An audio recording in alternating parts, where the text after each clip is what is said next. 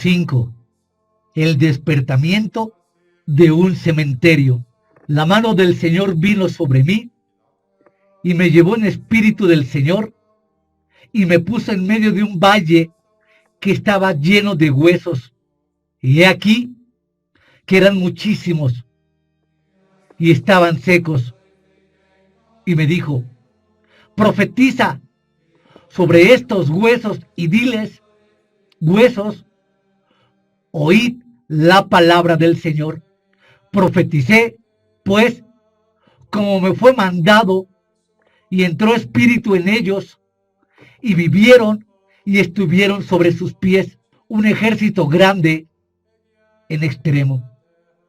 Ezequiel, capítulo 37. Ofrece la historia antigua o moderna una descripción más ridícula que esta. Aquí hay huesos descarnados. ¿Quién ha tenido jamás semejante auditorio? Los predicadores tratan con posibilidades, los profetas con imposibles. Isaías había visto a una nación llena de llagas, putrefactas de su maldad, pero, según el cuadro, a la enfermedad había seguido la muerte, a la muerte la desintegración de la carne, y ahora estos huesos esparcidos no ofrecen ningún desconsuelo. La situación podría describirse en letras mayúsculas como de absoluta imposibilidad, es decir, la palabra imposible una y otra vez. En el curso de los siglos, Dios ha estado llamando hombres y mujeres a realizar no lo posible, sino lo imposible. Los profetas son hombres solitarios, andan solos, oran solos, y Dios les hace ser solitarios.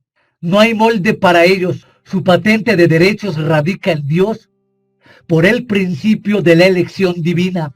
Por ello, a ninguno le es permitido el desaliento. Que nadie diga que es demasiado viejo, pues Moisés contaba 80 años cuando le fue ordenado liberar a un todo pueblo esclavizado.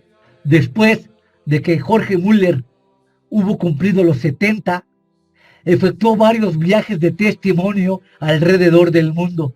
Ezequiel no nombró un comité influyente ni empleó la publicidad. Era caso de vida o muerte la predicación. Pero que tengan cuidado los predicadores en usar esta vieja expresión ya gastada y llena de la jerga teológica misionera. Es decir, es un tío listo, sabe hacer propaganda. A aquel montón de huesos secos se pidió a Ezequiel que predicara un mensaje de vida, y así ocurrió. Había allí maldición, había muerte. ¿Quién podría traer vida? Allí no hubo ninguna magnífica declaración doctrinal. Amados lectores, el mundo no espera una nueva definición del Evangelio, sino una demostración del poder del Evangelio. En estos días de aguda crisis espiritual, de desorden moral, ¿dónde están los hombres hábiles? No en doctrina, sino en fe. No se necesita fe para condenar el error o dar pruebas concluyentes de estadísticas que van en una ola de impureza infernal que ha invadido a esta generación. Doctrina, apostasía, tenemos más que de sobra. Mientras un mundo enfermo, angustioso, hundido en el pecado y en el sexualismo, se pierde eternamente, los propios creyentes mueren de hambre espiritual. En esta hora trágica el mundo yace en tinieblas y la iglesia está sumida en las mismas tinieblas. Así Cristo ha sido herido en casa de sus amigos. La iglesia de hoy en día es señalada burlonamente como la iglesia impotente, la iglesia apóstata, La iglesia llena de circo y entretenimiento. La iglesia que solo busca riquezas y poder. Cada año se gasta montañas de papel y ríos de tinta reimprimiendo los muertos productos de cerebros humanos, mientras el Espíritu Santo viviente está buscando hombres dispuestos a pisotear su orgullo cultural y abandonar todos sus pecados y confesar que teniendo vista están ciegos, hombres dispuestos a comprar por el precio de quebrantamiento de corazón y sinceras lágrimas el ser ungidos con el Espíritu Santo. Hace años, un pastor puso a la puerta de la iglesia el siguiente rótulo: esta iglesia tendrá un despertamiento o un funeral. Y parece ser que definitivamente la iglesia está agonizando, está a medio paso de perecer. Esta clase de pesimismo complace al cielo y desespera al infierno. Lo llamaréis locura. Exactamente. Una iglesia sensata según el mundo nunca hace nada bueno. En esta hora crucial necesitamos hombres llenos y santificados por el Espíritu Santo. La bomba atómica parece haber inquietado a todo el mundo, excepto a la iglesia. Con defender la soberanía de Dios y ocultarnos tras la cortina de un fanático dispensacionalismo, creemos estar a salvo de nuestra bancarrota espiritual. Entre tanto, el infierno se va llenando. Con el ateísmo en el mundo, la apostasía en la iglesia y la moderación de los grupos fundamentalistas y el caos carismático, tanto protestante, cristiano y católico romano, el infierno se infla día tras día. ¿Estará el Señor buscando en vano, como en los días de Ezequiel, el hombre que se ponga firme en la oración? Hermanos predicadores, la verdad desnuda es que en nuestros días estamos más ansiosos de viajar que de orar. De ahí que no tenga lugar nacimientos espirituales. Que Dios nos envíe, y pronto y urgente, un profeta extraordinario a curar una iglesia extraordinariamente coja. Que Dios nos envíe pronto a un nuevo Martín Lutero para que nos ayude a resucitar a una iglesia que está muriendo. Es demasiado tarde para dar nacimiento a ninguna denominación. Ahora mismo, Dios está preparando a sus Elías para la última gran ofensiva. Ahora mismo, Dios está preparando a sus Elías para la última gran ofensiva contra el frío ateísmo y la gran apostasía. En el gran despertamiento final, el poderoso Espíritu Santo será vino nuevo, rompiendo los viejos y secos odres del sectarismo religioso. Notad que Ezequiel era llevado por el Espíritu. Como hombre, hubiera temblado a la vista del macabro espectáculo, pero guiado por la fe de Ezequiel, se hallaba el destino de millares, si no millones de seres. Observad que decimos guiados por la fe y por la oración. Pocos oran y pocos tienen fe. ¿Qué escalofríos podían haber sacudido su espíritu ante semejante vista? El cielo y el infierno eran únicos espectadores en la soledad del desierto. Seguramente si Ezequiel hubiese vivido en nuestros días, habría sacado fotografías de prensa del macabro espectáculo. Además, amigo de estadísticas, habría contado todos los huesos. Cuando hubiese corrido la noticia del hallazgo, habría llamado a otros a presenciar el espectáculo de sus operaciones proféticas. Nada de esto hizo Ezequiel. Escuchad, escuchad. Entonces profeticé como me había sido ordenado. Vosotros, huesos secos, oíd la palabra del Señor Yahvé. ¿No es esto una locura? Cierto. Y de las de primer orden. Dice a los huesos, oíd. Es que por ventura tienen oído los huesos secos. Pero Ezequiel hizo exactamente lo que se le había ordenado. Nosotros, para salvar nuestro buen crédito, modificamos las órdenes de Dios y así perdemos nuestro crédito. Pero Ezequiel obedeció y Dios obró.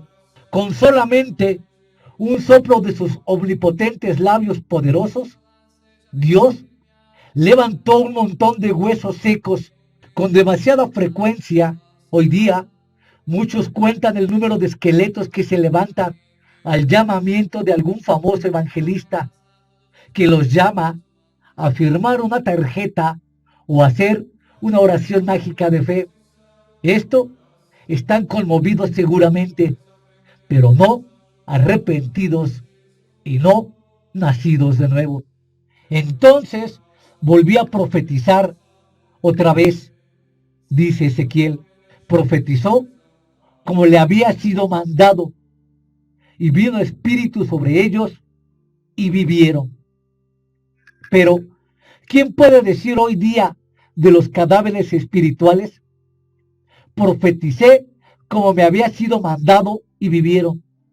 Podemos, hermanos, conseguir multitudes. Nuestra inteligente propaganda, nuestra radio, nuestros artistas, nuestra falsa música, puede alcanzar multitudes y producir ruido y movimiento. Pero, ¿qué hemos ganado con todo esto? Hemos llenado las iglesias de gente impía y apóstata que nunca ha nacido de nuevo, que nunca ha tenido un encuentro real con el Cristo resucitado. Llenos de emoción y llenos de pecados, han permitido que las iglesias sean hoy multitudinarias, porque el peso de pensar que un promedio, porque el peso de pensar que un promedio de 160 personas mueren sin Cristo en el mundo a cada minuto, no nos motiva a sentirnos apesadumbrados. No levantamos los ojos a Dios y la verdad ni siquiera nos importa. Por eso, el ciudadano del mundo que conoce el Evangelio de oídas, pero no ha visto ni sentido el poder del Evangelio como una visita divina al alma humana, tiene todo derecho a preguntar, ¿dónde está su Dios? Se tiene hoy en día un agitamiento acá o allá en alguna iglesia, pero no se logra interesar ni despertar a los millones sin Dios. Consiguen llenar algún estadio juntando autobuses repletos, por lo general, de miembros ya asistentes a las iglesias, pero necesitamos un general bot para traer a los lejanos, a los que están sin Dios y sin esperanza en el mundo. Pero, ¿quién llora hoy en día sus pecados? ¿Quién va a Dios quebrantado de corazón? Sin embargo, la verdad es que Dios solo puede usar cosas quebrantadas. Llorar, llorar por el pecado, exclamaron todos los profetas, y Jeremías dijo, ríos de agua descienden de mis ojos continuamente. Queridos hermanos, nuestros ojos están secos porque son secos nuestros corazones. Vivimos, hermanos, en unos tiempos cuando tenemos compasión sin compadecer, cuando una pareja de salvación escribieron al general Booth que habían fracasado en uno de sus intentos para redimir a los perdidos, les envió esta breve respuesta, probadlo con lágrimas. Así lo hicieron y tuvo un gran despertamiento. Los maestros bíblicos no enseñan a llorar, por supuesto que no. no pueden hacerlo. Es una enseñanza que solo puede impartirla el mismo Espíritu Santo.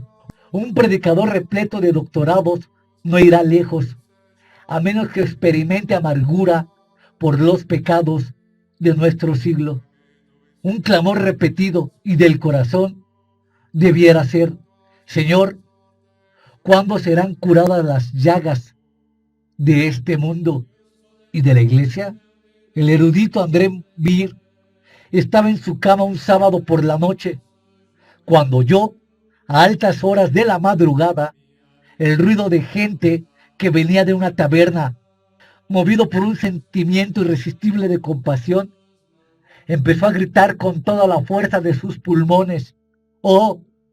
Esta gente se pierde, se pierde, se pierde. Ahora debiéramos también gritar y llorar: ¡Oh! La iglesia se muere, se muere, se muere. ¿Cuántos de nosotros tendríamos una compasión de igual manera y llorar delante del altar divino por la tragedia del mundo y la tragedia de la iglesia? Así que, cristianos, de rodillas, desistid del loco intento de mejorar la sociedad con nuevas modas, arrojando más iniquidad y pecado a la Biblia. Arrojad sobre nosotros los poderosos ríos de lágrimas y oración y de predicación. Necesitamos de verdad un auxilio de lo alto.